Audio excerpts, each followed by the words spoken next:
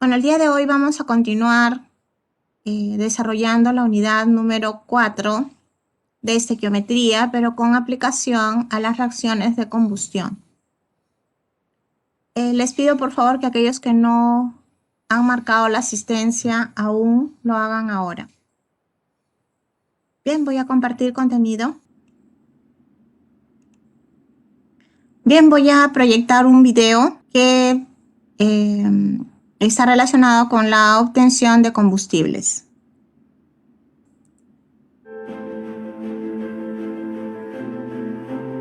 Bienvenido a la refinería de Ecopetrol en Barrancabermeja, ubicada en el departamento de Santander, a orillas de la principal arteria fluvial de Colombia, el río Magdalena. Ocupa una extensión de 300 hectáreas, en donde se encuentran 54 unidades de proceso, 318 tanques de almacenamiento, 32 unidades de servicios industriales y un centro desde donde se comandan las operaciones de la refinería de manera integrada y segura. Conozca en este tour virtual las líneas de producción, sus principales procesos de generación de valor, sus tratamientos ambientales y las operaciones de los servicios industriales. La refinería de Barrancabermeja cuenta con una capacidad máxima de procesamiento de 250.000 barriles de crudo al día. Cubre el 75% de la demanda de combustibles del país y genera petroquímicos para la industria nacional. La ruta de crudos inicia aquí, en la Casabombas 8, donde recibimos 12 diferentes calidades de crudo, provenientes del país y del Magdalena Medio. Carga a crudos pesados, menores a 23 grados API, intermedios, entre 23 y 36 grados API, y livianos con un API alto, por encima de 36 grados. En línea, los crudos se mezclan para configurar a la medida las dietas que requieren las 5 unidades de topping. Las dietas se configuran a partir de ensayos de caracterización y seguimiento en laboratorio, con el propósito de que sean estables en proporción y volumen, favorezcan el control de las variables de integridad y calidad de las plantas, produzcan mayores rendimientos, aporten el mayor margen económico y disminuyan la producción de combustorio. Me encuentro en el área de refinación de crudos, donde se localizan 5 unidades de topping. Estas cuentan con sección atmosférica y de vacío, algunas con secciones adicionales que facilitan la flexibilidad en el manejo de cargas, en sintonía con la demanda del país. La unidad 150 carga 36.000 barriles por día de crudos livianos. La unidad 200 carga 78.000 barriles por día. La unidad 250 procesa 42.000 barriles de crudos semipesados. La unidad 2000 procesa 55.000 barriles de crudo por día. La unidad 2100 carga 37.000 barriles por día. Como resultado de los procesos de destilación primaria, la refinería de Barrancabermeja consolida 5 líneas. Nafta para la producción de gasolina, motor regular y extra, y los procesos de aromáticos y disolventes alifáticos. Medios para la producción del jet A1 o combustible de aviación. Y ACPM para la producción de diésel. Gasóleos como carga para las unidades de cracking e hidrocracking moderada y los destilados para las plantas de parafinas. Y fondos de vacío como carga para las unidades de desafaltado y viscorreductor A2 y la preparación de fuel oil tipo exportación. Ahora veamos cómo produce más gasolina la refinería. Me encuentro en la Cracking UOP2, una de las 3 unidades de craqueo catalítico que tiene la refinería. Las unidades de cracking catalítico producen nafta craqueada, gas licuado de petróleo, slurry, aceite liviano de ciclo con destino al pool de diésel, propileno y etanoetileno. Entre las 3 producen 38.500 barriles de nafta craqueada. Nos encontramos en la planta de hidrocraqueo moderado de la refinería de Barrancabermeja. Esta unidad permite operar en 2 esquemas. En el primero aportamos para la producción de gasolina y en el segundo obtenemos diésel de 10 partes por millón de azufre. La hidrocracking moderada puede cargar gasóleo para obtener diésel de 10 partes por millón de azufre y gasóleo hidrogenado de carga a las unidades de cracking. También puede cargar diésel con un contenido de azufre mayor a 5.500 partes por millón para entregarlo hasta en 5 partes por millón de azufre. Estas son las unidades de hidrotratamiento de combustibles de la refinería Barrancabermeja. Aquí le retiramos a la gasolina y al diésel contaminantes como el azufre. nos sentimos orgullosos de entregar combustibles de alta calidad para que los colombianos respiremos un aire más limpio. La unidad Prime D tiene una capacidad de procesamiento de 65.000 barriles por día de diésel, que entrega en 10 partes por millón de azufre. También produce jet hidrotratado. La unidad Prime G procesa 20.000 barriles por día de gasolina, que entrega en 100 partes por millón de azufre. También se producen aromáticos de alta pureza, como el benceno, tolueno, sileno, ortosileno, ciclohexano y cumenos. Con estos se cubre el 100% del mercado nacional y se exporta a países como Ecuador y Estados Unidos. La refinería tiene una unidad con capacidad para 200 toneladas por día de etileno grado petroquímico y puede almacenar excedentes en un tanque criogénico con capacidad de 2.400 toneladas. La unidad de etileno le entrega la carga a las dos plantas de polietileno, que pueden procesar 180 toneladas por día para cubrir 40% del mercado nacional. También se producen aromáticos de alta pureza, con los que se cubre el 100% del mercado nacional y se exporta a países como Ecuador y Estados Unidos. Finalmente, llegamos a la unidad de parafinas y fenol, que entrega bases lubricantes y parafinas.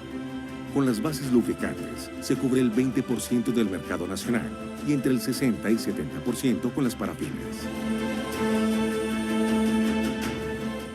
La gestión ambiental de la refinería de Barrancabermeja busca minimizar sus impactos en el agua, aire y suelo. Uno de nuestros principales compromisos es el cuidado de las aguas que rodean la refinería. Nos encontramos en la planta de tratamiento de agua residual, la cual está siendo actualizada tecnológicamente. La PETAR recibe y trata las aguas residuales industriales que provienen de todas las unidades del proceso. La refinería cuenta con los sistemas ambientales de amina, azufre y aguas agrias, en las que se tratan diferentes corrientes de proceso para el retiro de contaminantes basados en compuestos de azufre. Para evitar la emisión de material particulado, todas las unidades de cracking tienen sistemas de retención como ciclones terciarios y precipitadores electrostáticos. Aquí vamos a contarles cómo realizamos la generación y distribución de los servicios industriales de vapor, energía eléctrica, agua, aire y gas para las operaciones de las unidades de proceso de la refinería. Nos encontramos en la unidad 5100 del Departamento de Vapor y Energía, donde generamos 35 megavatios de potencia.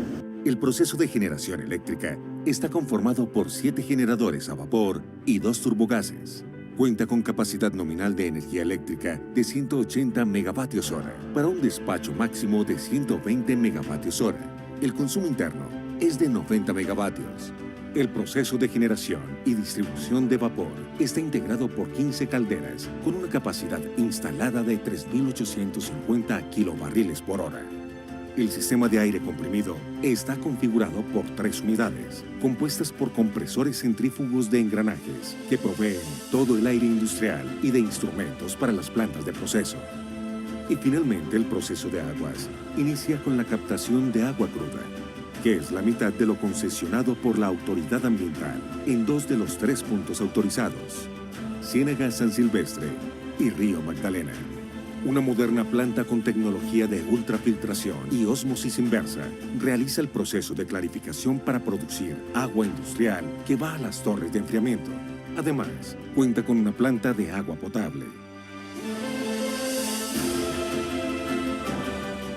Todo esto es posible gracias al desarrollo integral del talento humano, el pilar que soporta sus principales apuestas en transformación digital, transformación energética, reducción de emisiones y protección del agua. En la refinería de Barrancabermeja, somos energía que transforma a Colombia. Bien, ¿algún comentario sobre este video?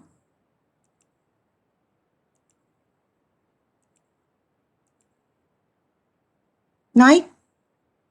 Bueno, ha sido un video en donde se muestra que a partir del crudo de petróleo se pueden obtener combustibles y asimismo algunos productos para la química.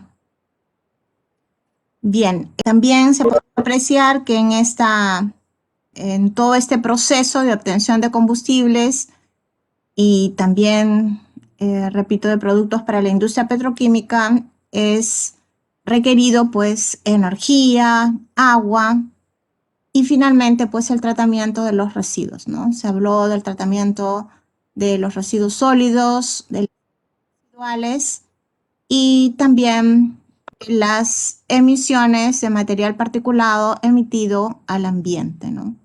Al aire. Bien, cumpliendo la normatividad ambiental. Bueno, el video va a estar disponible para ustedes y van a poder pues apreciarlo nuevamente, ¿no? Bien, vamos a continuar. Entonces, bueno, acá hay otra vista de la que se proyectó el día de ayer para poner énfasis en la composición química del gas natural, ¿no? Que es un combustible, ¿no? No le escuché, no entendí. Entonces, como mínimo, había dicho que para que se llame gas natural, el contenido de metano tenía que ser 50%, ¿no? En volumen o en porcentaje molar, ¿no? Cuando se trata de una mezcla gaseosa, porcentaje en volumen es igual a porcentaje molar. Y normalmente oscila en este rango, ¿no? Entre 50 y 92%. Etano, propano, butano, pentano, sulfuro de hidrógeno, dióxido de carbono, nitrógeno, entre otros componentes, ¿no? Estos son los principales en el sentido que se encuentran en mayor cantidad. Pero un combustible puede tener más de 100 componentes, ¿no? Ya los demás presentes en pequeñas cantidades. El gas natural es un combustible que está prácticamente masificándose, ya se ha masificado, ¿no? En el Perú se usa en todo ámbito, ¿no? En el ámbito vehicular, industrial y últimamente pues en la parte doméstica, ¿no? Y por acá tenemos las empresas, bueno, ¿no? Se encargan de toda la cadena del gas natural, ¿no? Desde la producción hasta, ¿no? El transporte y la distribución, ¿no? Tenemos acá Plus Petrol, en el transporte TGP y en la distribución la más conocida que es Cálida, ¿no? Sobre todo en la parte de Lima, Cálida es la empresa, digamos, por excelencia, ¿no? Que tiene obviamente sus empresas que la apoyan, pero es la que figura finalmente, ¿no? Como responsable de la distribución del gas natural, ¿no? Bien, vamos a continuar entonces ahora viendo el otro reactante. Ya sabemos que reactante es entre comillas, ¿no? Porque, y digo entre comillas, porque no se trata de una sustancia, sino de una mezcla de sustancias. Y en ese caso, el comburente es el aire. Por excepción, puede ser oxígeno puro. Ese oxígeno puro normalmente puede darse o puede presentarse en un proceso de combustión para investigación, pero en un proceso común de combustión es el aire, y del aire solamente se utiliza el oxígeno. ¿Cuál es la composición del aire? Depende del lugar, diría, ¿no? Si la respuesta más adecuada es depende del lugar, ¿no? Pero en un aire más o menos puro, este sería su composición en base molar o en volumen, ¿no? Oxígeno 21%, nitrógeno 78% y otros componentes que están presentes en un 1%. Para efectos de cálculos, inclusive para cálculos de ingeniería, se considera que la composición del aire es 21% molar o en volumen de oxígeno y 79% de nitrógeno. Esto se debe a que este 1% normalmente son de sustancias que no participan, ¿no? Entran en pequeñas cantidades, ¿no? No participan en el proceso redox, ¿no? Que ya habíamos comentado ayer que las reacciones de combustión son reacciones redox, son reacciones no espontáneas y además exotérmicas, ¿no? Bien, entonces ese 1% se carga al nitrógeno y el nitrógeno también había comentado que requiere condiciones especiales para que reaccione. Temperaturas mayor que 2000 grados, ¿no? Si es menor, no reacciona. No reacciona. Y cuando lo hace, forma óxidos nitrogenados. Bien, entonces si consideramos de aquí en adelante que esta es la composición del aire, 21% de oxígeno, repito, y 79% de nitrógeno en base molar o en volumen, significa que por cada mol presente en el aire hay 79 entre 21, es decir, 3,76 moles de nitrógeno. Y este valor es un valor, digamos, que habría que tenerlo presente, ¿no? Para no estar haciendo este cociente, ¿no? 79 entre 21, 3,76.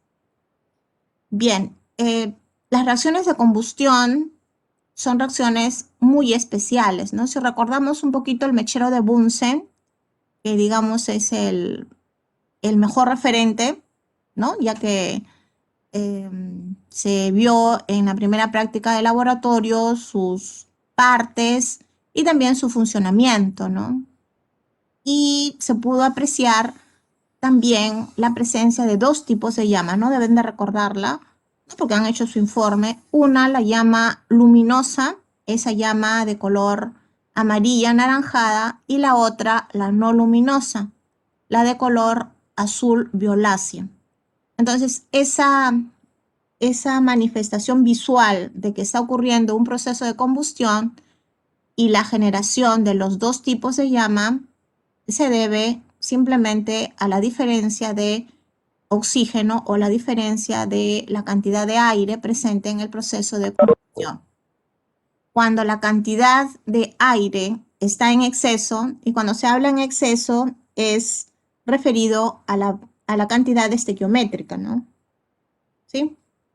Cuando está entonces en exceso, o sea, hay más cantidad que el que manda la estequiometría de la reacción, entonces se genera una llama azulada violácea, ¿no? Y si se analizan los de la combustión, a ver, yo le voy a pedir a los alumnos, por favor, que realmente los que están interesados en escuchar la clase permanezcan en ella, ¿no? Porque el estarse retirando de la clase, la verdad que me interrumpen, ¿no? O sea, me distraen, porque suena y bueno, aparece su nombre que abandonó la reunión, ¿no? ¿Sí? Entonces, les pido, por favor, nuevamente que si ustedes están interesados en escuchar la clase, asistan a la reunión y participen pues durante toda la sesión de clase y no pues un ratito y se estén retirando, ¿no? Sí, porque eso pues dice mucho también de ustedes, ¿no? Bien, voy a continuar entonces. Bien, les decía de que en el caso de que haya exceso de aire, la manifestación visual del proceso de combustión es la aparición de una llama de color azul violáceo. Y si se analizaran los productos netos de la reacción, sería identificado el dióxido de carbono y el agua como productos netos de la reacción, propios de la reacción, ¿no? Y para este ejemplo, ¿no? En particular, ¿no? Sería propano, oxígeno, o sea, del aire, el oxígeno es el que participa, digamos que la temperatura sea menor que los 2000 grados Kelvin, no reaccionaría el nitrógeno, que sería el otro componente del aire, ¿no? Que ya hemos definido que solamente va a estar constituido por oxígeno y nitrógeno. Y estos serían los productos, ¿no? En gas, en la presentación gas, y con liberación de energía. La cantidad de oxígeno va a ser suficiente como para oxidar todo lo que sea oxidable del combustible a su máximo grado de oxidación. Entonces, este es el combustible. Bueno, por otro lado, para recordar, el combustible gas propano este sería su principal componente, ¿no? Principal en el sentido de que se encuentra en mayor proporción, pero no es el único, ¿no? Entonces solamente cojo el de mayor proporción, propano, y para establecer la reacción de combustión, ¿no? Entonces, de este combustible, ¿quién se puede oxidar? Si asignamos grados de oxidación, el nitrógeno, como sabemos, siempre es +1, ¿no? Salvo excepciones, ¿no? Cuando forma hidruros, ¿no? Y por tanto acá sería, el carbono sería menos, si esto es +1, acá sería +8, esto tendría que ser -8/3, ¿no? -8/3.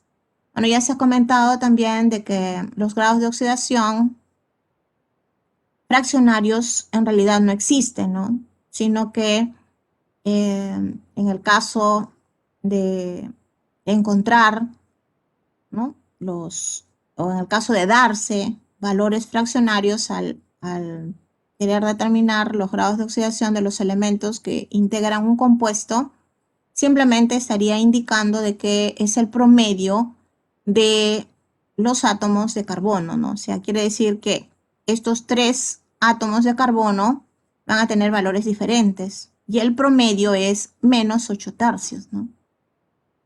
El promedio de los valores, ¿no?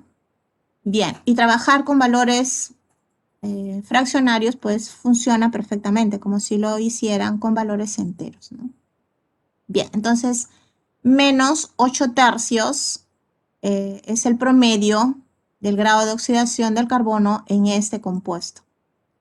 Y el máximo grado de oxidación que puede tener el carbono es +4, como sabemos, ¿no? Normalmente es +4, pero también podría ser +2 o podría ser 0, ¿no? Pero acá sería su máximo grado de oxidación. Por eso es que se dice de que cuando hay exceso de oxígeno en realidad o exceso de aire, todo lo que sea oxidable del combustible se oxida a su máximo grado de oxidación. Y el máximo grado de oxidación, repito, del carbono es +4, es decir, va a formar CO2 al combinarse con el oxígeno. En el caso del hidrógeno, el grado de oxidación es +1. Ya no se puede oxidar más, ¿no?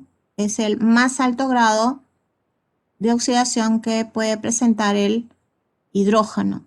Si bien no se puede oxidar más, ¿no? Porque es +1, al combinar con el oxígeno va a formar agua, o sea, va a consumir oxígeno. ¿Sí? O sea, no se oxida, pero consume oxígeno. En cambio, este sí se oxida, y se oxida CO2. Bueno, y en la reacción se libera energía. Cuando la cantidad de oxígeno o de aire es menor, todo lo que se puede oxidar, que ya lo hemos analizado acá, lo que se puede oxidar es el carbono, ¿no? Entonces lo hace a grados de oxidación menor. ¿Y cuáles son los grados de oxidación menor de carbono? +2 y 0. Por eso es que cuando hay defecto de aire, ¿no? Defecto de aire, aparece la llama luminosa de color amarilla anaranjada, y es porque se forma CO, monóxido de carbono, carbón elemental y agua.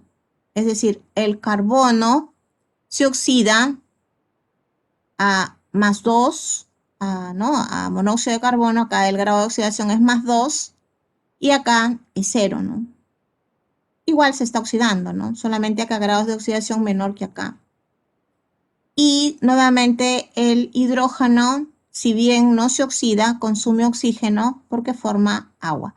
Siempre que hay presente hidrógeno en cualquier forma, como parte de un compuesto, como es este el caso, o como hidrógeno elemental, ¿no? Hidrógeno molecular, H2, siempre va a formar agua. Siempre. Porque es muy, o sea, es muy espontánea esa formación. Bueno, y en este caso también se libera energía. Bien, estas reacciones que se llevan a cabo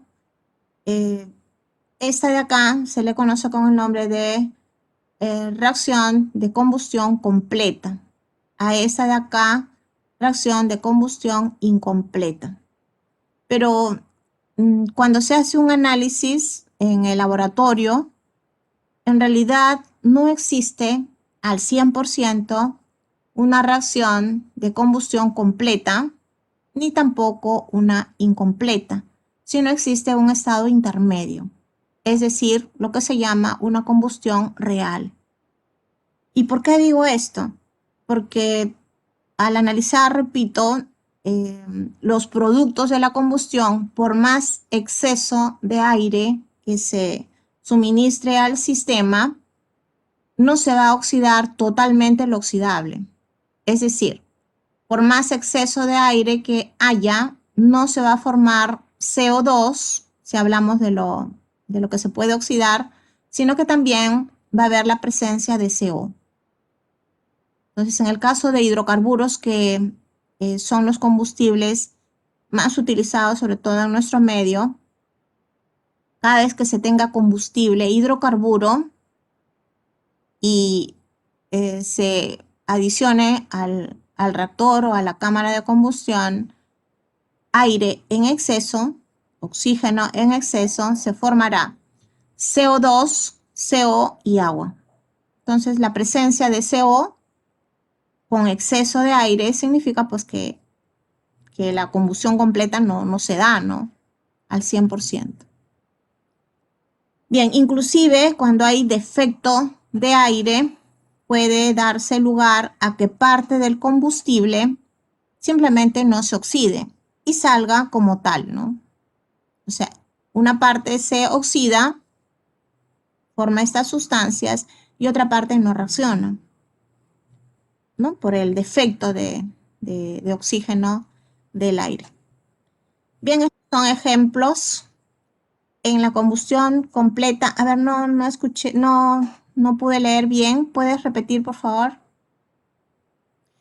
Lo mejor es que participen haciendo uso del micro, porque si lo ponen en el chat, a veces no logro leer todo lo que dicen cuando el texto es largo, ¿no? Sí, a ver, el alumno que quiera comentar. ¿Sí? ¿Se anima? No, bueno. Entonces, este es un ejemplo de una combustión incompleta en donde hay material particulado que no se puede observar. A ver, si lo vemos acá, la formación de carbón es sólido. Este carbón se considera un material particulado. O sea, conocemos todos el hollín, ¿verdad? Más conocido con el nombre de hollín. Entonces son partículas sólidas que en el proceso de combustión están pues suspendidas en el aire, ¿no? Y son de color negro, obviamente, ¿no? Porque es el carbono en forma de grafito, ¿no? Entonces acá, cuando hay poco oxígeno, ¿no? Para mucho combustible, ¿no? Porque este sería los troncos de los árboles, sería el combustible. Entonces la combustión es incompleta, ¿no? Bien, acá ya también lo es por la coloración amarilla anaranjada, pero en este otro caso ya es la combustión más, o sea, donde hay pues más oxidación del combustible, ¿no? Lo que podríamos decir pues una combustión real con exceso de aire, ¿no? Esa llama azul violácea indica exceso de aire, ¿no? Bien, vamos entonces, si queremos establecer relaciones de masa en procesos de combustión, hay que manejar apropiadamente 7 conceptos, 5 básicos, pero 7 en total, ¿no? El primero es el de aire teórico, que se define como la cantidad mínima de aire capaz de proporcionar el oxígeno suficiente. Sí, o sea, el oxígeno proviene del aire, ¿no? Oxígeno suficiente para la oxidación total del carbono, del hidrógeno y de cualquier otro elemento presente en el combustible susceptible de ser oxidado, ¿no? Porque ya hemos dicho que el combustible es el que se oxida, no tiene que tener siquiera un componente, porque se trata siempre de una mezcla de sustancias, siquiera un componente capaz de oxidarse. De lo contrario, no es combustible. ¿Sí? Es decir, se tiene que considerar para la determinación del aire teórico la combustión completa. La mayoría, no repito, de combustibles son mezclas de hidrocarburos, sobre todo los líquidos y los gaseosos, que son los más usados también, ¿no? Sobre todo en el ámbito industrial, ¿no? Y ahora pues también en el doméstico, ¿no? Los combustibles sólidos no mucho se usan, ¿no? Sobre todo por su impacto ambiental negativo en el ambiente, en el aire específicamente, ¿no? Entonces, se están dejando de lado, ¿no? Bien, entonces carbono, hidrógeno son parte de los elementos que integran los hidrocarburos, ¿no?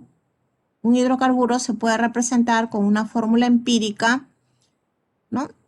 Carbono como subíndice X, hidrógeno como subíndice Y, ¿no? O sea, composición de carbono e hidrógeno, ¿no? Por eso es que acá la definición del aire teórico se hace en base a los combustibles o al combustible más utilizado, que son los hidrocarburos, ¿no? Pero en general podría decirse que es la cantidad mínima de aire capaz de proporcionar el oxígeno suficiente para la oxidación total, o sea, el máximo grado de oxidación, en otras palabras, de todo aquello que sea oxidable del combustible. Y si este es un hidrocarburo, tendría carbono, tendría hidrógeno, y de repente cuando se dice otro elemento, podría tener azufre, que es común también encontrarse en los combustibles, ¿no? Como se ha visto en el video, el crudo de petróleo tiene combustible. No, pero el crudo de petróleo sabemos que hay varias teorías, pero una de las más aceptables viene a ser todo lo que es la descomposición a lo largo de millones de años de los, ¿no?, animales, vegetales presentes en el subsuelo, ¿no? Como sabemos, ¿no? Entonces, una degradación microbiana que da lugar pues al crudo de petróleo, ¿no? Entonces, en esa degradación microbiana va a tener presente pues el azufre, ¿no? El azufre, entre otros elementos, ¿no? Entonces, los combustibles tienen azufre, pero es función de las refinerías de petróleo hacer procedimientos, procesos que eliminen el azufre y lo dejen pues con un contenido mínimo, ¿no?, de azufre, como se pudo apreciar, repito, en el video. Contenidos como de 5 partes por millón, 10 partes por millón, o un máximo que se mencionó de 100 partes por millón, ¿no?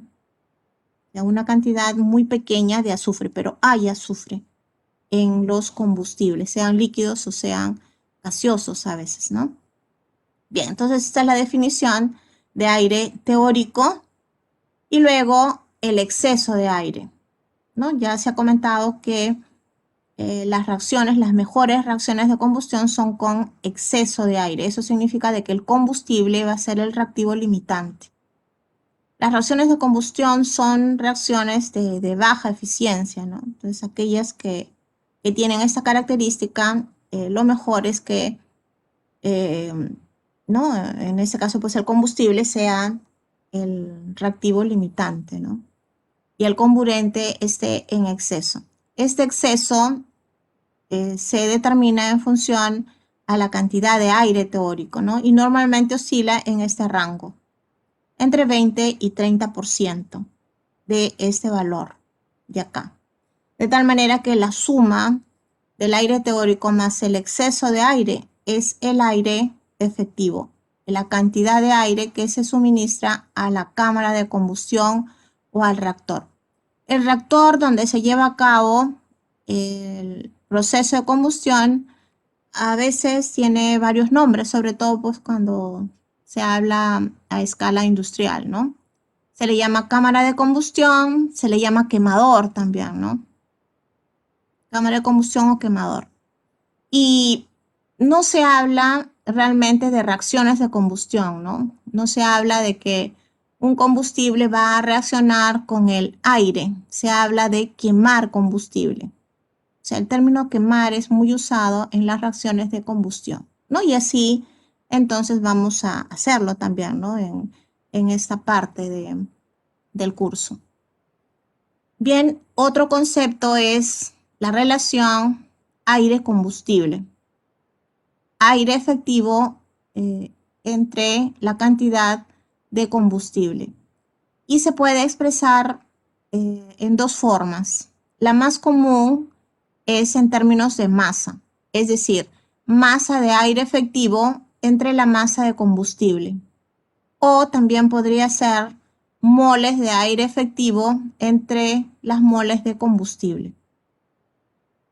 ¿Sí? Entonces, masa o moles. Cuando se reporta esa relación aire-combustible en términos de masa, es mucho más versátil, ¿no? O mucho más manejable que cuando se trata de moles, ¿no? Porque definir la masa molar de un combustible, pues no, una mezcla combustible como que no es muy práctico, que digamos, ¿no? Pero también puede ser, ¿no? Viable. Hay determinados combustibles que los valores de la relación aire-combustible están definidos, ¿no? Y que esta relación inclusive se usa para diseñar la cámara de combustión. O sea, cuánto debe de ingresar de aire respecto a una determinada cantidad de combustible. Están fijas. En el caso de hidrocarburos, el combustible es hidrocarburos, esta relación aire-combustible normalmente oscila entre 12 y 18. O sea, 12 kilos de aire efectivo por cada kilo de combustible hidrocarburo. Bien. Y luego tenemos el concepto de calor de combustión. Se define como la cantidad de energía que se libera por mol o por gramo de hidrocarburo, ¿no? Bueno, acá nuevamente se menciona hidrocarburo porque es el más común, pero podría ser por combustible, ¿no? Por gramo de combustible. ¿Y qué se quema? Miren, acá está la palabra quemar, no reaccionar, sino quemar, ¿no? Bien, y se le conoce también como poder calorífico del combustible. Entonces, calor de combustión o poder calorífico del combustible. Pero acá hay algunos valores para combustibles sólidos, líquidos y gaseosos, ¿no? Y se expresa en kilojoules o también en unidades de energía en general, ¿no? En este caso, kilojoules por gramo. Entonces, es unidades de energía por masa o moles de combustible, ¿no? Lo más común es masa de combustible. Entonces, energía por una determinada masa de combustible, en ese caso por gramo de combustible. Lo tenemos para el carbón no natural, para el coque, que es un carbón artificial, alcohol, petróleo, gas de hornos de coque, hidrógeno, gas natural. Miren, el poder calorífico del gas natural es alto, ¿no? Dependiendo de su contenido de metano, ¿no? Y hay otros dos conceptos que también son importantes tenerlos presentes como conceptos básicos usados en los procesos de combustión, que viene a ser la humedad específica o llamada también razón de humedad y la otra que es la humedad molar. En el caso de la humedad específica, se define como la masa de agua contenida en los humos, pero por masa de humos secos. Y en este caso, el proceso de combustión se puede representar, ¿no? A través de una ecuación. Y aquí hay que tener presente no solamente los productos formados propios de la reacción química, sino también el exceso o las sustancias que no reaccionan.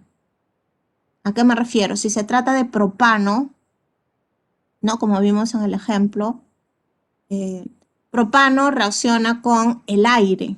O sea, entra propano, pero entra propano con todos sus demás componentes, no solamente propano, ¿no?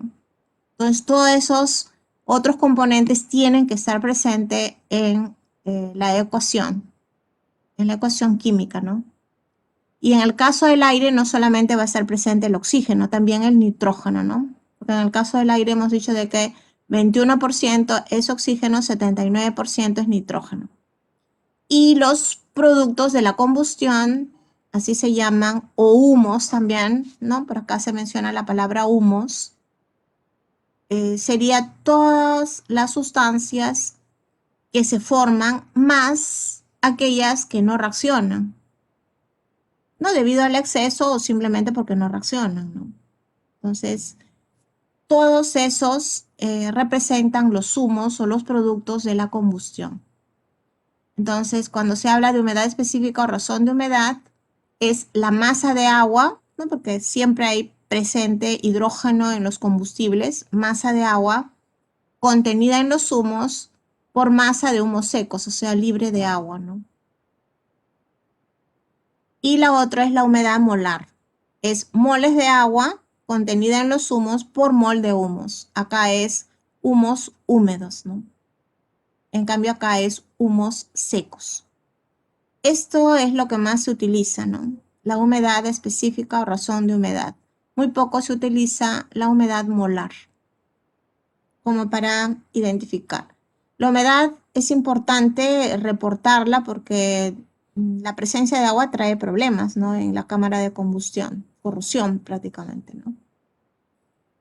Bien, vamos a ver entonces a continuación otro video que recibe el nombre de química del fuego y que nos va a permitir, bueno, ¿no? Va a permitir un poco conocer, bueno, en el caso de que no tengan ustedes conocimiento, cómo es que ocurren los procesos de combustión, cómo se pueden evitar los procesos de combustión y bueno, un manejo apropiado, ¿no? de estos procesos de combustión. El video, digamos, procede de una asociación de bomberos y precisamente, pues, los bomberos sabemos que su función principal es apagar los fuegos, ¿no? La llama, ¿no?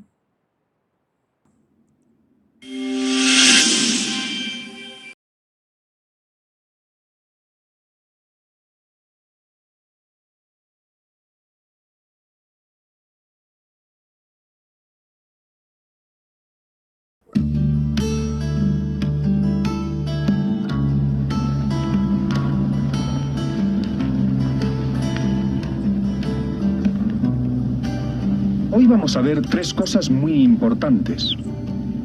Primero, ¿qué es la combustión? Segundo, ¿cómo son los combustibles?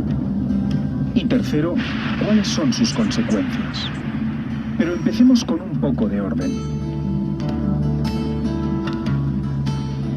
Diciendo que la combustión es la reacción química del oxígeno con una sustancia, el combustible, que ocurre con rapidez, desprendiendo energía en forma de luz y calor. Lo hemos dicho muy sintéticamente. El fuego es algo que todos conocemos, porque sabemos que cuando algo arde, suele hacerlo de forma rápida, con llama o brasa. Pero vamos a verlo de otra forma más técnica. Recordando que para que se produzca la combustión, es necesario que se alcance un cierto nivel de energía, llamado energía de activación. Veamos algo más simple. Tenemos un combustible y el oxígeno del aire que nos rodea. Pero no pasa nada, porque estamos a temperatura ambiente. Pero si elevamos la temperatura, se produce la combustión. Y hay una energía de activación que mantiene la reacción en cadena del combustible y el oxígeno, hasta que se acaba el combustible o bien se consume el oxígeno. Estos tres elementos, combustible, oxígeno y energía de activación, forman el triángulo del fuego. Sí, el fuego necesita los tres elementos. Si falta uno de ellos, no hay combustión. Y precisamente eliminar uno de los elementos es la clave para luchar contra el fuego. Por ello, sabemos que el fuego se acaba si se termina el combustible, o si la proporción de oxígeno en el aire cae por debajo del 14%, o si enfría el combustible por debajo de su punto de ignición. Pero no hay un único tipo de combustión, sino 4. La combustión normal, la autocombustión, la no automantenible y la explosiva. Y llamamos autocombustión a la que se produce espontáneamente cuando la temperatura ambiente suministra la suficiente energía de activación, como pasa con la paja, la grasa o el carbón, que provocan la reacción espontánea de estos combustibles con el oxígeno del aire, si el calor producido en esta reacción no se disipa. Por el contrario, nos encontramos con combustiones no automantenibles en el caso de combustibles que arden sin liberar el calor necesario para mantener la combustión, y sí necesitan la presencia constante de una fuente externa de ignición, como es el caso del PVC.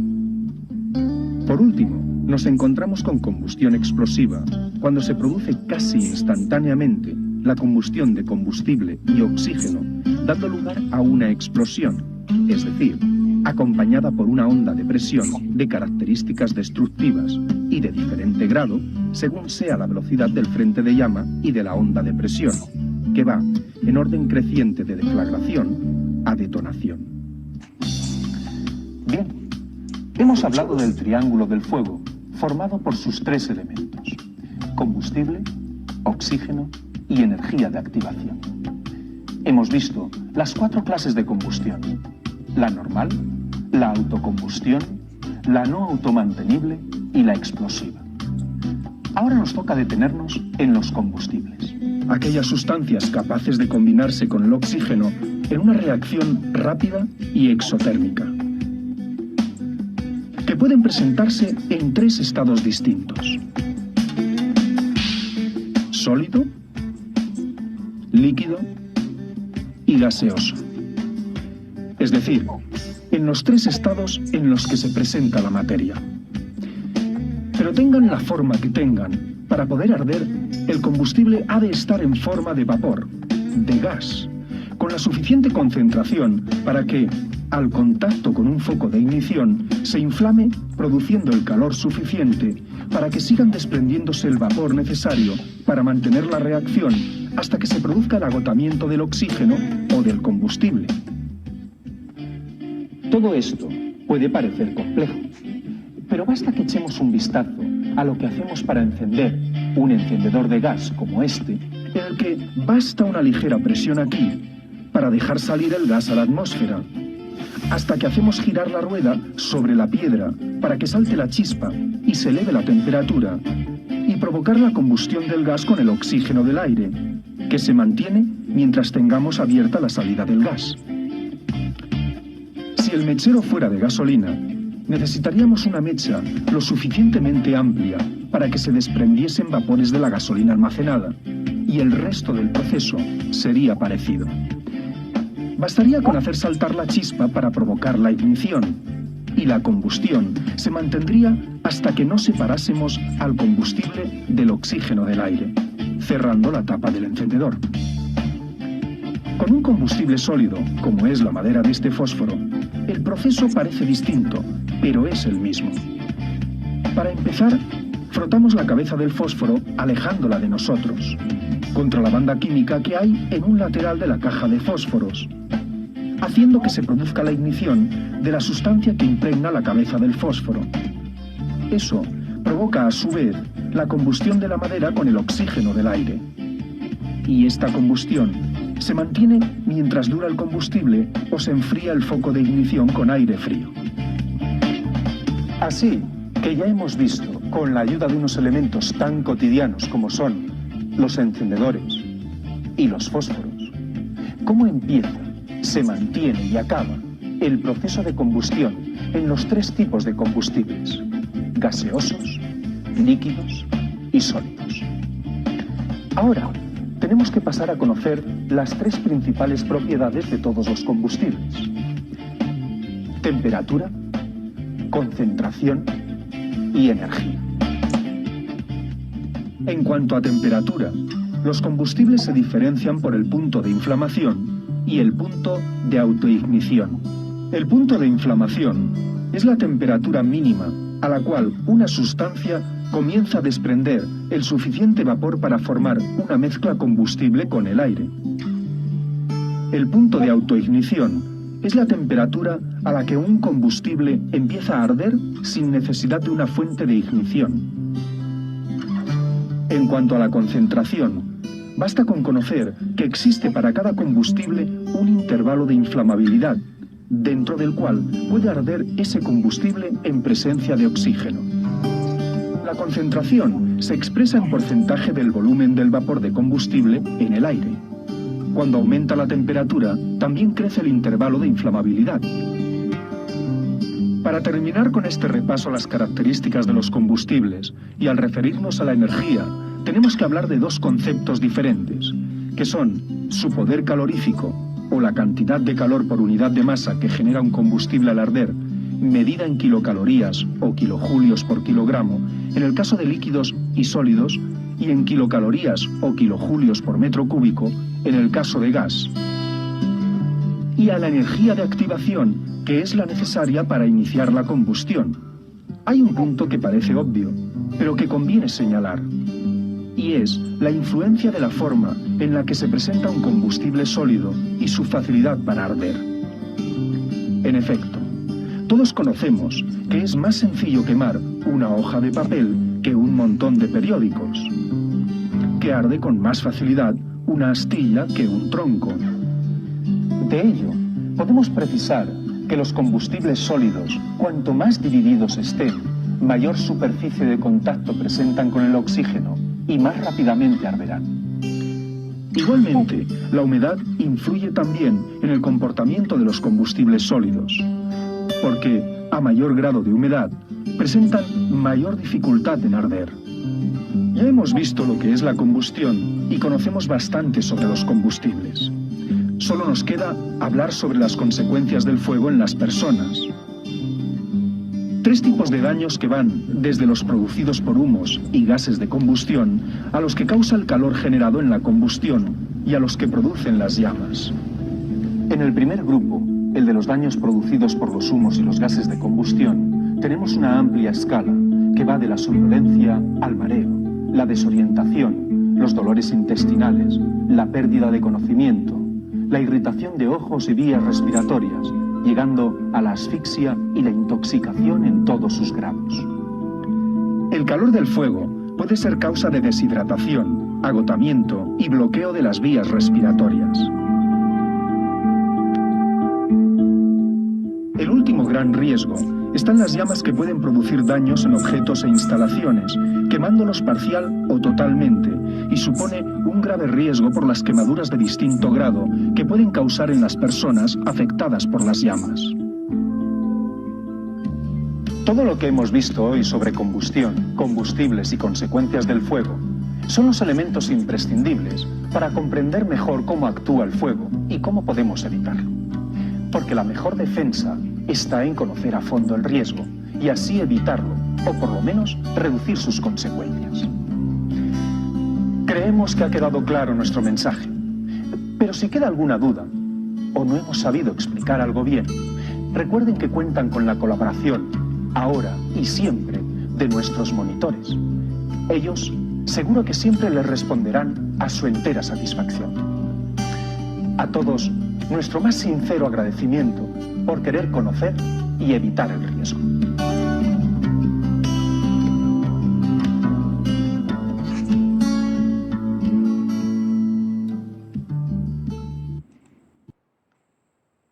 Bueno, un video muy significativo, ¿no? En cuanto a dar a conocer la combustión, sus componentes, ¿no? Porque así lo han mostrado, la forma de evitar la combustión, las consecuencias de la combustión, en fin, ¿no? O sea, un video muy, creo, ilustrativo para todos nosotros, ¿no? No sé si tienen algún comentario.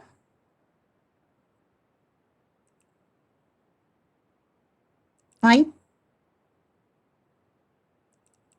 Bien, si no hay, pues vamos a continuar viendo los parámetros característicos de las reacciones de combustión y la contaminación ambiental, ¿no? Bien, parámetros, repito, característicos de las reacciones de combustión y la contaminación ambiental asociada a estas reacciones, ¿no? Bueno, para dar a conocer el consumo de energía en el Perú, bueno, es un reporte del año 2014 y, ¿no? Este PAI indica que el mayor consumo, 48%, está asociado al gas natural, ¿no? Gas natural seco, luego tenemos 18% para el líquido, ¿no? O sea, si sumamos, es más ¿no? Del 60%, ¿no? Luego tenemos 15% para el petróleo crudo, el 9% para la leña, claro, esto es para las zonas rurales, por ejemplo. Luego tenemos un 8%, ¿no? En hidroenergía. Normalmente los combustibles son para generar energía eléctrica y por otro lado, pues calor, ¿no? Entonces, en este caso hace referencia a la hidroenergía, ¿no? Y bueno, luego otras cantidades pequeñas, ¿no? Como la bosta y las yaretas, ¿no? Que es en las zonas rurales también, y el carbón mineral. Y luego, pues, prácticamente en cantidades muy ínfimas tenemos la energía eólica y la energía solar, ¿no? Miren, en el caso de combustible sólido como el carbón mineral, es una cantidad muy pequeñita, ¿no? Un 1%. Lo que les comentaba, ¿no? La tendencia en todo el mundo del uso de combustibles sólidos, como es el caso de carbones en toda forma de presentación, está siendo pues relegada, ¿no? Por la gran contaminación que conlleva.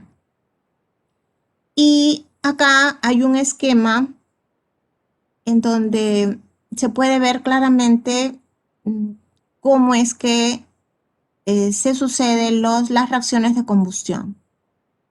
Bien, entonces habíamos mencionado que en un proceso de combustión hay dos reactantes, ¿no? Entre comillas, los reactantes. Combustible y el comburente. Los combustibles pueden estar en la fase sólida, en la fase líquida, en la fase gaseosa. Y el comburente, que es el aire. Y del aire, en el proceso de combustión, participa el oxígeno en 21% de contenido molar o en volumen. En el caso de los combustibles, hay que tener en cuenta en qué fase participan, ¿no? Si es en la fase sólida o en la fase líquida, van a requerir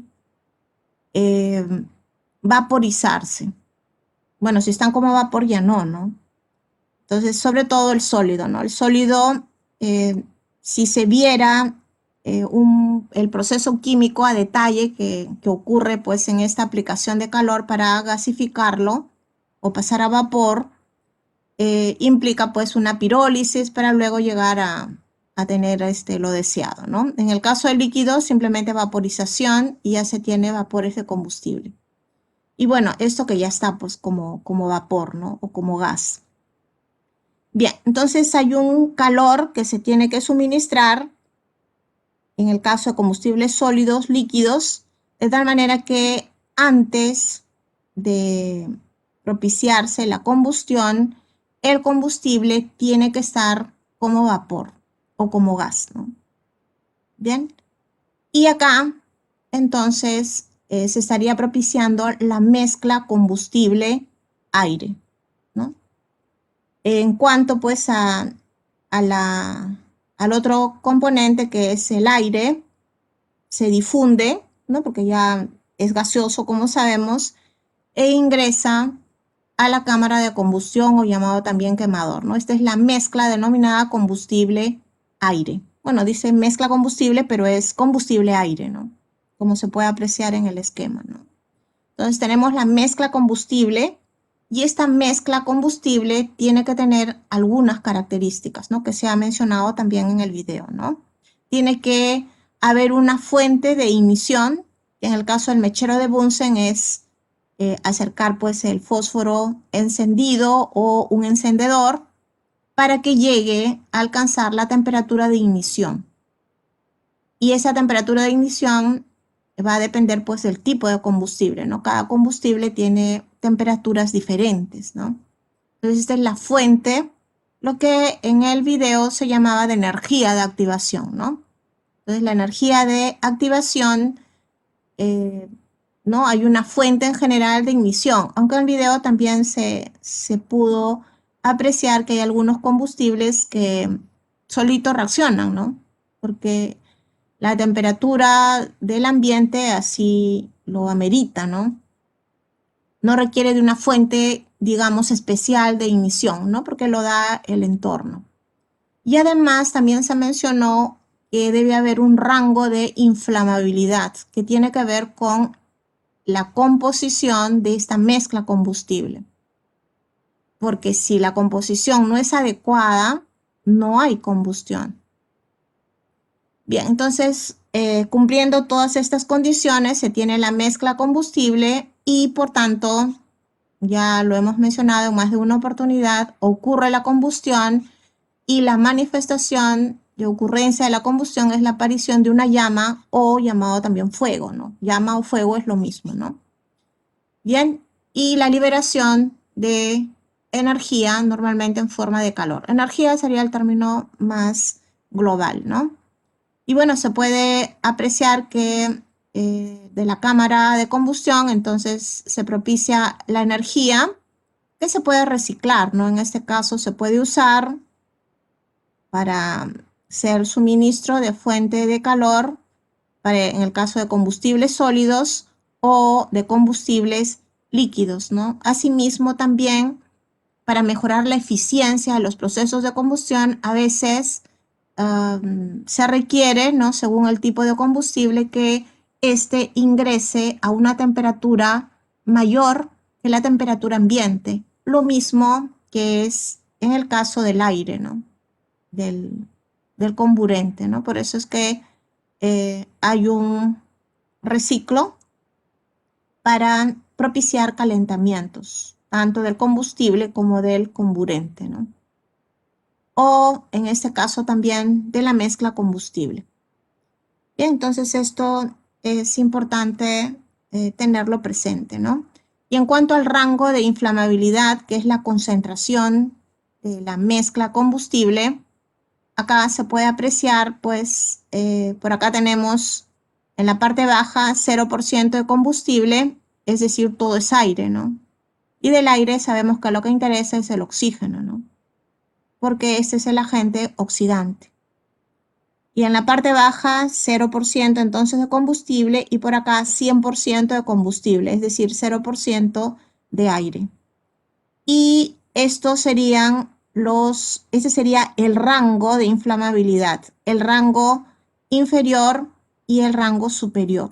Entonces acá, en esta composición de mezcla combustible, va a haber combustión.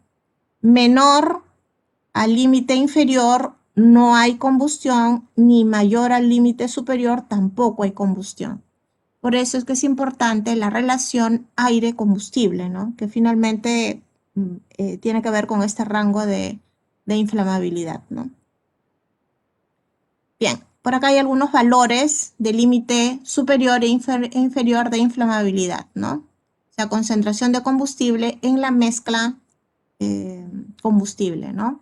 El límite inferior y el límite superior.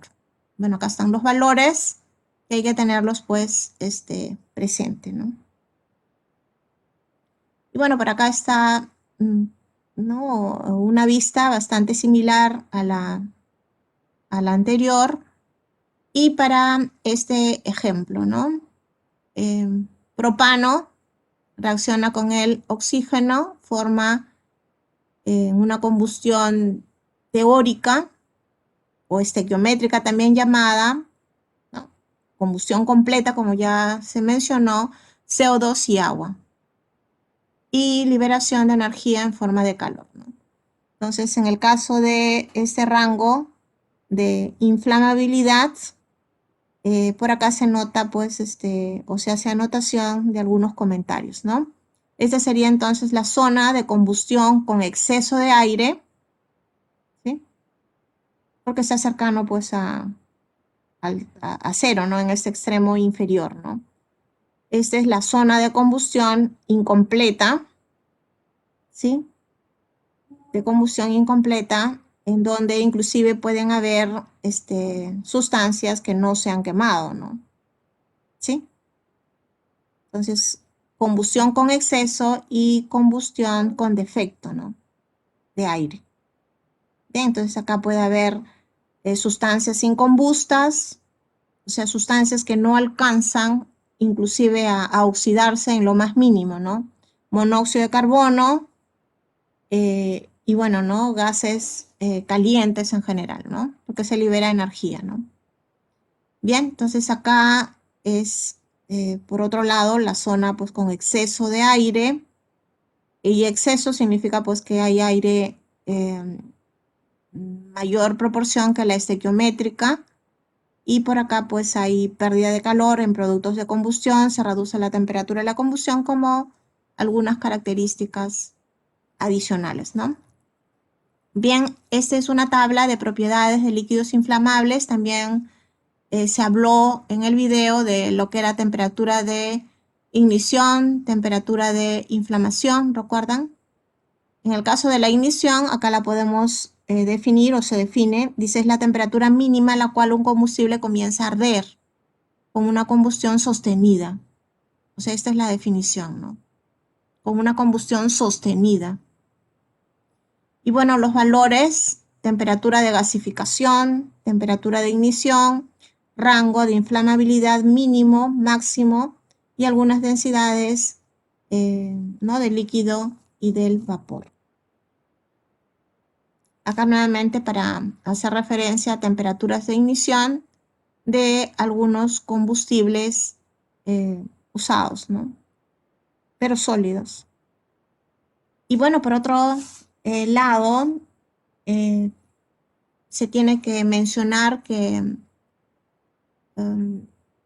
el mantenimiento de los quemadores o de las cámaras de combustión tienen que ser continuos, ¿no?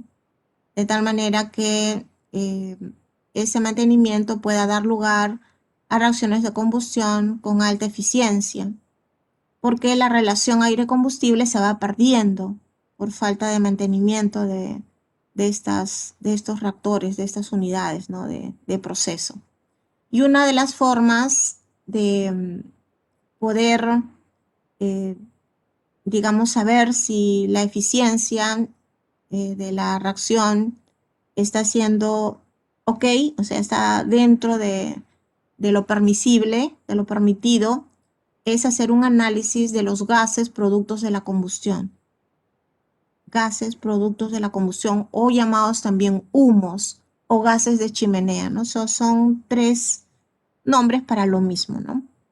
Bien, antiguamente se usaba el denominado analizador ORSAT. Ahora se utilizan pues equipos muy modernos, equipos digitales que tan solo se puede ver en pantalla los resultados, ¿no?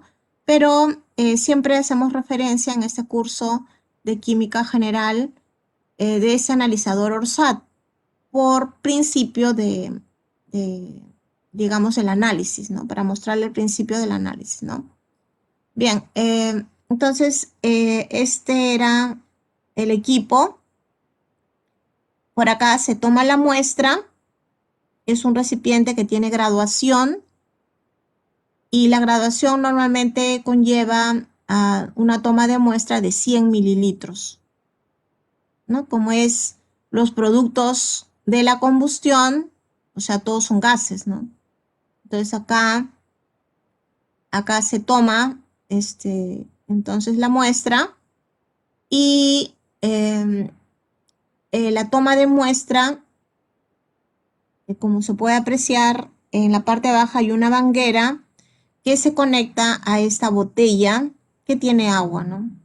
De tal manera que esta es la botella niveladora y que permite la botella niveladora ingresar la muestra de humos y expulsarla también hacia estas botellas absorbentes, ¿no? Entonces se ve por acá la ductería, ¿no? Una tubería que está conectado a 3 botellas, vamos a decirlo así, absorbentes, ¿no? Y por acá hay una válvula o una perilla que permite el ingreso del gas tomado como muestra, ¿sí? Abriendo la perilla o cerrándola. Y con la botella niveladora es el mecanismo de, repito, de acción, ¿no? O sea, de ingreso y de expulsión del gas en una determinada botella, ¿no? Entonces, ¿cómo funciona este analizador ORSAT, ¿no? Por acá vemos que se da el ingreso, por acá, ¿sí? Entonces, por acá ingresa gas y por acá hay otras válvulas que permiten el ingreso. Y repito, con la botella niveladora, lo que se hace es controlar el volumen ingresado, ¿no? Subiendo o bajando, ¿sí? De tal manera que el nivel del líquido de la botella de agua conectado a la manguera en la parte baja dará lugar pues a cuánto de volumen de gas se ingresó, ¿no? Entonces acá debe ser 100 mililitros, está graduado este recipiente y después del ingreso se cierra la válvula, ¿no? Se cierra la válvula acá también. Y con la botella niveladora nuevamente lo que se hace después de medir los 100 mililitros, pero los 100 mililitros es de muestra seca, es decir, que previamente se ha eliminado el agua pasando los zumos por sílica gel, ¿no? Sílica gel es una sustancia sólida que absorbe agua. O sea, todo el agua contenida en los zumos es absorbida por la sílica gel, de tal manera que la muestra está libre de agua. Por eso se habla de muestra seca, de humos de combustión, ¿sí? Entonces no es que los zumos no tengan agua, sino que se eliminó previamente antes de ingresar al analizador, ¿no? Entonces la muestra seca, 100 mililitros, y con esta botella lo que se hace es subir la botella para que expulse los 100 mililitros y por acá se abre la válvula, ¿no? Para que se ingrese a esta botella absorbente y después de ingresar los 100 mililitros se cierra la válvula. ¿Qué contiene esta botella? Contiene una solución de hidróxido de potasio, una solución acuosa de hidróxido de potasio. Se cierra y estos 100 mililitros de muestra de humos secos permanecen en esta botella 10 minutos. 10 minutos se le conoce con el nombre de tiempo de retención, que es lo suficiente como para que el contenido de CO2 en la muestra de humos secos de la combustión se disuelva en la solución de hidróxido de potasio. ¿Sí? Entonces, pero solamente es CO2. El hidróxido de potasio disuelve CO2, pero no disuelve los otros componentes.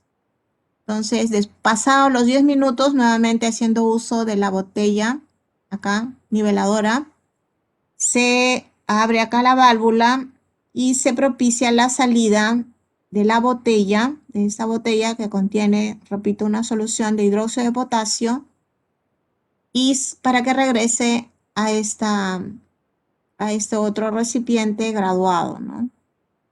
Y lo que se va a observar en el recipiente graduado, después de expulsar todo el gas, que acá estaba, los 100 mililitros, se expulsa hacia hasta otra unidad, y se va a observar que el volumen, que era inicialmente 100 mililitros, disminuyó, ¿no? Esa disminución no es otra cosa que el volumen de CO2 que ha sido absorbido por la solución de hidróxido de potasio. Entonces ese ha sido el mecanismo, ¿no? Entonces se cierra acá la válvula y a continuación se hace lo propio en la otra botella, ¿no? Haciendo uso nuevamente de la botella niveladora, ¿no? Se abre esta válvula, se abre esta otra, se ingresa a la otra botella que contiene una solución de cloruro de cobre con cobre metálico.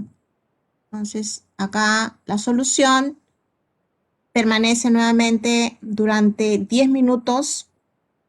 La mezcla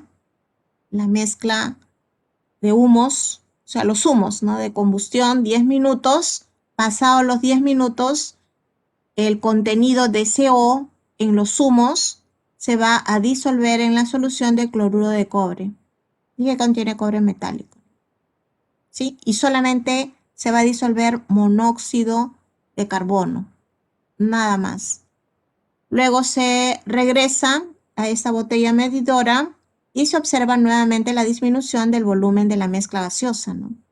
Y ese será el volumen de monóxido de carbono.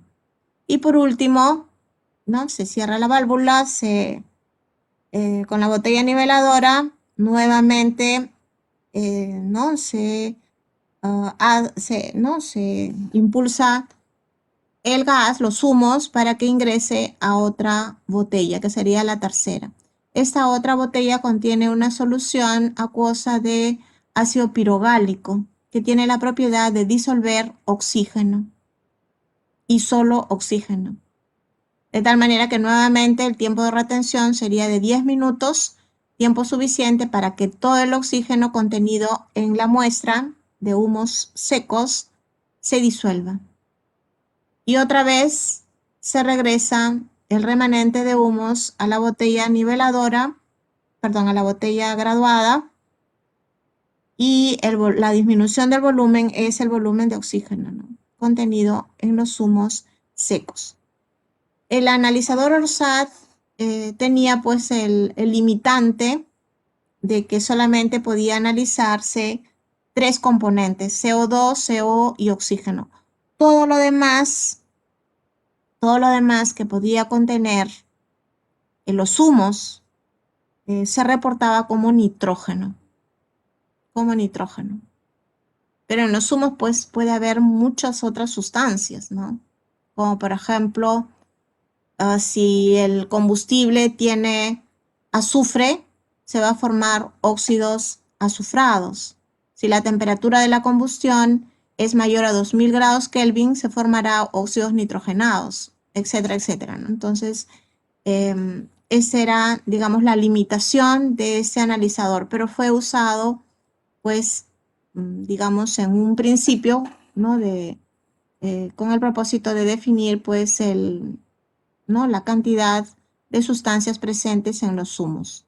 Entonces, un analizador ORSAT determina la composición de los humos reportando CO2, dióxido de carbono, monóxido de carbono y oxígeno molecular. Y lo demás se reporta como nitrógeno molecular, haya lo que haya, con nitrógeno molecular. Y es en vía seca. Y el reporte es en porcentaje en volumen, que es equivalente a porcentaje molar porque se trata de una mezcla gaseosa, ¿no? Bien, entonces se hace referencia porque en muchos libros de química, sobre todo de termodinámica básica, mencionan el análisis ORSAT. En ese sentido, si bien es un equipo que ya no se usa, hay información que ha quedado, pues, y que, repito, hace referencia a un análisis ORSAT, ¿no? Bien, ahora, como les decía, pues ya hay equipos que aparecen en pantalla tan solo pues los resultados, más uno se demora en calibrar el equipo que en hacer propiamente el análisis, ¿no? En el caso de analizar los humos de un vehículo, entonces se pone el tomador de muestra, ¿no? En la parte baja es el tomador de muestra, una manguera a la tubería de escape, ¿no? Y en pantalla, repito, se muestran los resultados, pero previa calibración, obviamente, ¿no? Bien, también, bueno, por acá hay detalles de las celdas de medición, el uso de batería para equipos portátiles, ¿no? Como este de acá. Y también hay un análisis de carbón, ¿no? Y para ello se usa, pues, los denominados filtros de partículas, ¿no? En el caso de que el vehículo no haya sido sometido a mantenimiento, pues, ¿no? Durante muchos meses, de hecho, pues que la eficiencia ha disminuido y va a haber formación de material particulado, de carbón elemental, ¿no? Porque la relación aire-combustible ya no existe la óptima, ¿no? Bueno, acá está con más detalle un analizador ya de un laboratorio. Repito, este analizador más se demora en ser calibrado que en reportar pues resultados, ¿no? El reporte de los resultados solamente se ven en pantalla, ¿no? Por ejemplo, acá hay monóxido de carbono, es en porcentaje en volumen, ¿no? Dióxido de carbono, hidrocarburos incombustos, oxígeno, óxidos nitrogenados, por mencionar, pues, algunos parámetros, ¿no? Bien, mientras más parámetros mida o se reporte, es más caro, obviamente, el equipo, ¿no? Bien, el otro tema que ya lo vamos a ver la próxima semana es el de contaminación ambiental por reacciones de combustión. Algo también se mencionó en el video, ¿no? Los procesos de combustión son procesos que tienen que ser controlados, porque de no serlo puede conllevar a impactos negativos sobre el ambiente, pero sobre todo sobre las personas, ¿no? Del entorno. Bien, acá quisiera dejar un trabajo libre, ¿no? Libre en el sentido, pues, quien desea lo presenta, ¿no? Con cargo a una bonificación para la segunda práctica calificada. Y ese trabajo libre está enmarcado en definir algunos conceptos, o sea, conceptos más detallados de los que aparecen en el video, ¿no? O de los que se mencionaron en el video y de los que, digamos, acá también se está manejando, ¿no? Un poco para conocimiento mayor de estos procesos de combustión. Se mencionó lo que era deflagración y lo que era detonación en los procesos de combustión, ¿verdad? Entonces quisiera que esos conceptos ustedes lo pudieran manejar mejor, ¿no? Y para ello, entonces va el trabajo. Y en este trabajo, entonces la presentación tiene que ser en PPT, solamente gráficas, tablas, ¿no? De repente hasta un videíto corto, lo mínimo de texto, lo mínimo, ¿no? Porque, como se dice, pues un video o una gráfica dice mucho más que 1000 palabras, ¿no? Y no hay un límite de presentación, o sea, de cantidad de vistas, ¿no? Es el trabajo que ustedes presenten, ¿no? Y la dedicación que le pongan a ese trabajo, ¿no? Bien, entonces repito, y lo voy a pasar en tal caso mucho más concretamente en el grupo de WhatsApp, ese trabajo, pero ya les digo que el trabajo consiste en hacer una definición y una aplicación, si en caso pues lo consideran así, de lo que son los términos de flagración y detonación.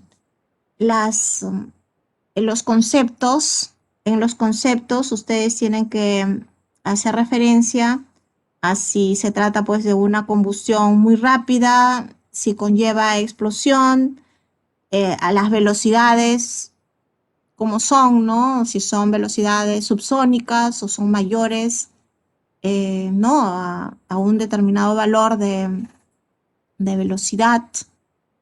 Y también cuáles son las condiciones en las cuales se genera, ¿no? La deflagración y la detonación. Las condiciones sobre todo, ¿no? Bien, no sé si tienen entonces algún comentario.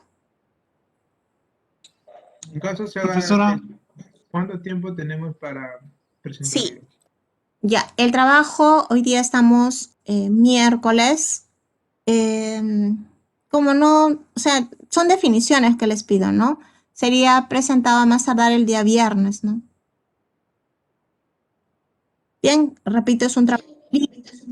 El que desea lo puede presentar con cargo a ser bonificado, tener una bonificación pues para la nota de la segunda práctica calificada, ¿no? Profesora, tenía una consulta, perdón. Sí. Buenas tardes. Buenas tardes. Buenas tardes.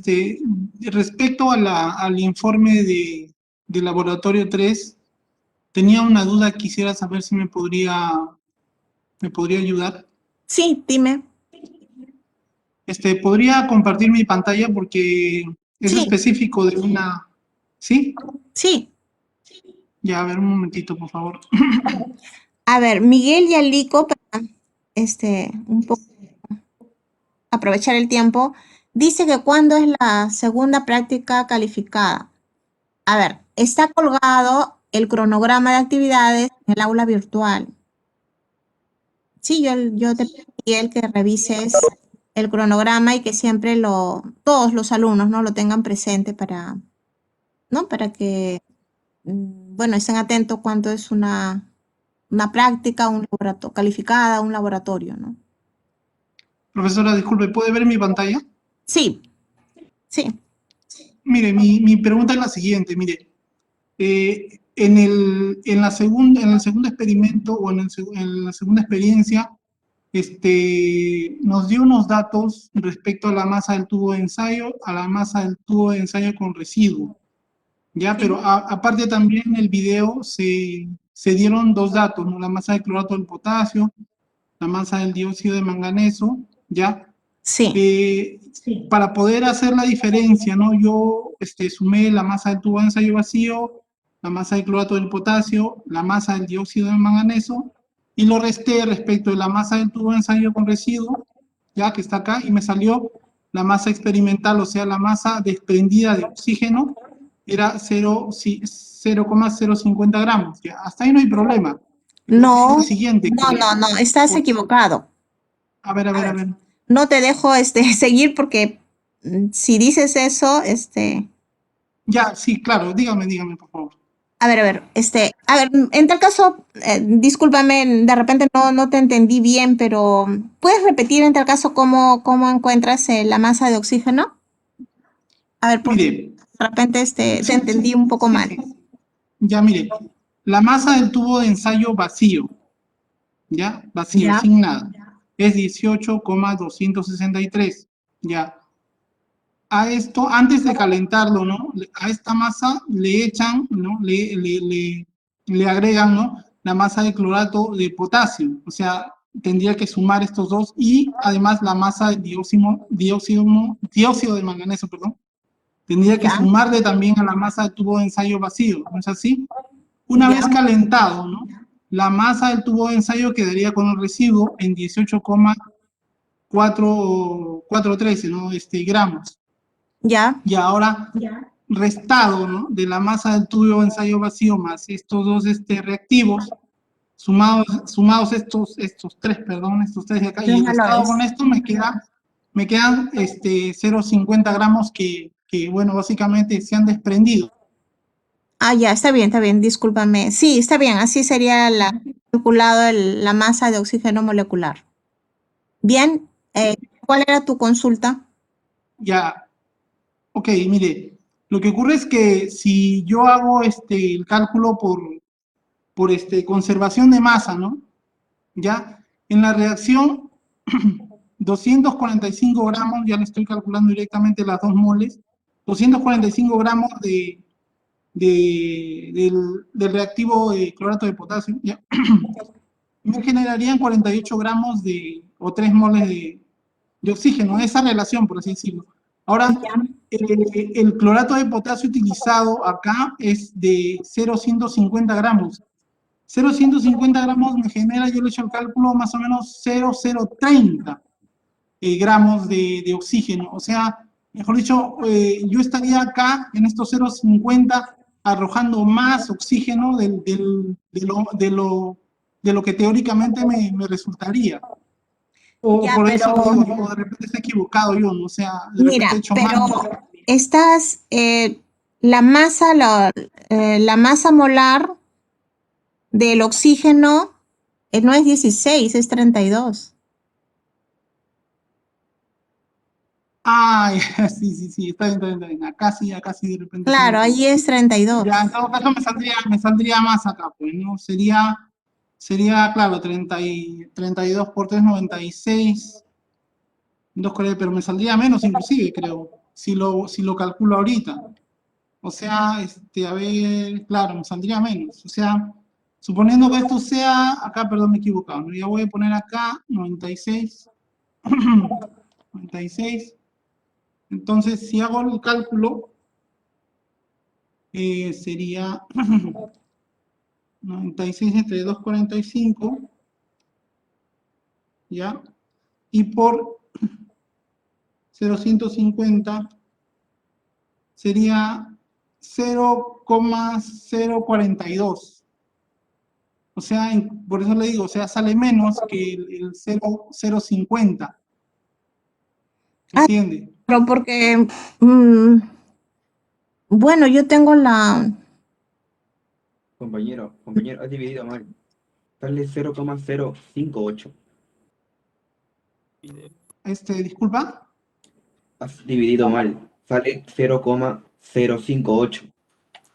En todo caso, por eso le digo, o sea, sí, tienes razón, perdón, disculpe profesora, que creo que acá es donde me he equivocado, sí, tienes razón, en ese caso sí creo que está mal. Pero un detalle, profesora, o sea... Sí, dime. Ya, pero ahí es cuestión de operación nada más y, bueno, sí. La masa molar, ya, ajá. Yo tengo resuelto y está ok, ¿no?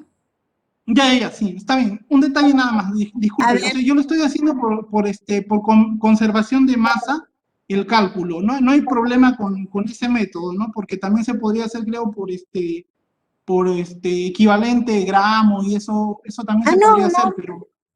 No, ya se ha mencionado en clases de que hay dos vías para establecer relaciones de masa, ¿no? Uno es el balance, como tú lo has hecho, y el otro es, claro, de usar concepto de masa equivalente y de número equivalente gramo, ¿no? Pero eso está bien. Está bien. Ya, profesora, ya, Corrige, disculpe. claro, Sí, está bien, 32. me he equivocado. Un detalle me equivoco, un detalle sencillo. Gracias, disculpe. Ya, está bien. ¿Puedes entonces dejar de compartir? Sí. Profesora. Gracias. Sí. Disculpe, también tenía una duda con respecto a esa pregunta. En los resultados en los que se nos pide mostrar la masa teórica se muestran otras dos secciones que son de eficiencia y porcentaje de error. Mi duda era de respecto a qué referencia se debe calcular el porcentaje de error, porque si no me equivoco, lo de masa experimental y masa teórica se relaciona para calcular la eficiencia, pero con porcentaje de error no estaría seguro de qué magnitudes relacionar.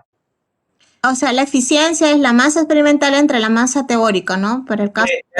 Eso ya es sabido. Primer experimento es en función al yoduro de plomo y para el segundo experimento en función al oxígeno. Y el porcentaje de error es 100 menos la eficiencia. Ah, eso. Gracias. Gracias. Sí. Bien, si no hay consultas, más consultas, entonces estaría dando por terminada la clase y ya nos veríamos el día lunes. ¿Sí? Bien, que tengan ustedes un buen día.